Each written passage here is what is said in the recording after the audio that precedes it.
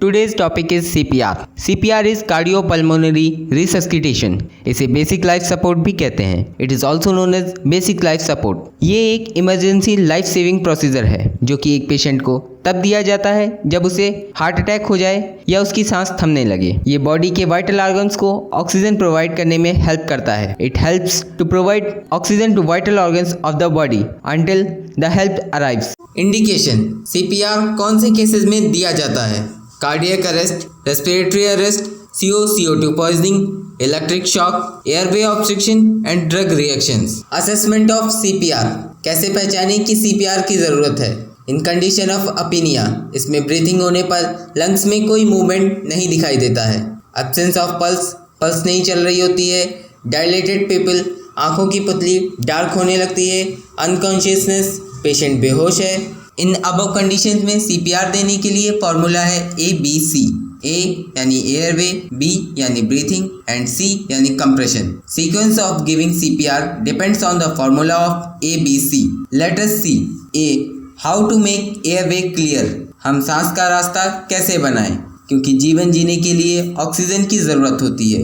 उसके लिए ज़रूरी है एयरवे यानी सांस का रास्ता जो कि मुंह से होकर और नाक से होते हुए फेफड़ों तक जाता है वो खुला हो, ताकि जो सांस नहीं चल रही है, B यानी ब्रीथिंग जो नहीं हो पा रही है, तो उसे आर्टिफिशियली सांस कैसे प्रोवाइड करें. ये हमको 2 बार आर्टिफिशियली प्रोवाइड करनी होती है.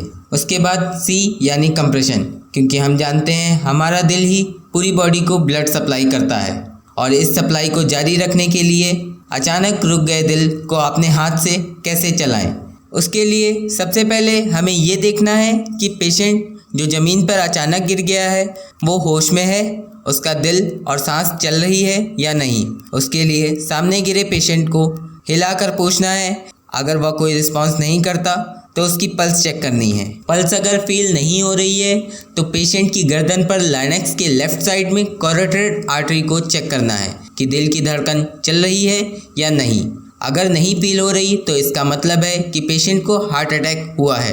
पल्स को केवल 10 सेकेंड के भीतर ही फील करना है, क्योंकि ऐसे केसेस में पेशेंट के पास ज़्यादा टाइम नहीं होता. अब आपको आसपास से हेल्प के लिए जल्दी बुलाना है.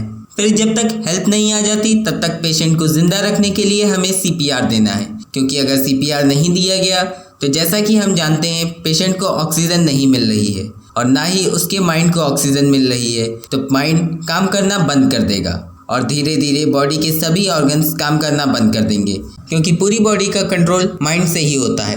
अब CPR देने के लिए सबसे पहले पेशेंट को प्लेन हार्ड सरफेस पर सुपाइन पोजीशन में सीधा लिटाना है और अब हमको पेशेंट के लेबल के ऊपर आकर पेशेंट के चेस्ट पर निपल लाइंस के बीचों बीच में जो बोन है स्टर्नम के लोअर 1/3 पार्ट पर अपनी हथेली रखना है, बिल्कुल सेंटर ऑफ चेस्ट पर, और दूसरी हथेली पहली वाली हथेली के ऊपर. पर याद रहे कि फिंगर्स चेस्ट को टच ना करें, ताकि पूरा प्रेशर हथेली के ऊपर हो और पूरे प्रेशर से चेस्ट को कंप्रेस करना है. ऐसा हमें 30 बार करना है. अब देखिए 30 बार ऐसा करने पर हार्ट आर्टिफिशियली पंप कर रहा है, जिससे हार्ट से ब्लड की सप्लाई पूरी बॉडी के साथ साथ माइंड को भी मिल रही है, जिससे कि बंद माइंड फिर से काम करना शुरू कर देगा. इसके बाद एयरवे खुला होना जरूरी है. चिन लिफ्ट. जैसा कि माँ छोटे बच्चे का मुंह खोलती है वैसा ही करते हुए अगर तुरंत कोई इंस्ट्रूमेंट नहीं है तो तुरंत पेशेंट की नाक बंद करके अपने मुंह में गहरी सांस लेकर पेशेंट के होठों से होठ लगाकर ऑक्सीजन देना है. ऐसा हमें 2 बार करना है.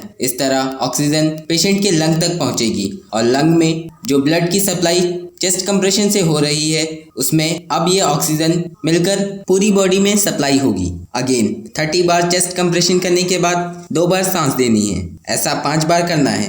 इस पूरे प्रोसीजर में 2 मिनट का टाइम लगेगा. इसके बाद टाइमली ट्रीटमेंट मिलने पर पेशेंट की जान बच सकती है. Complications of CPR: rib fracture, injuries to gastrointestinal system, sternum fracture and skeletal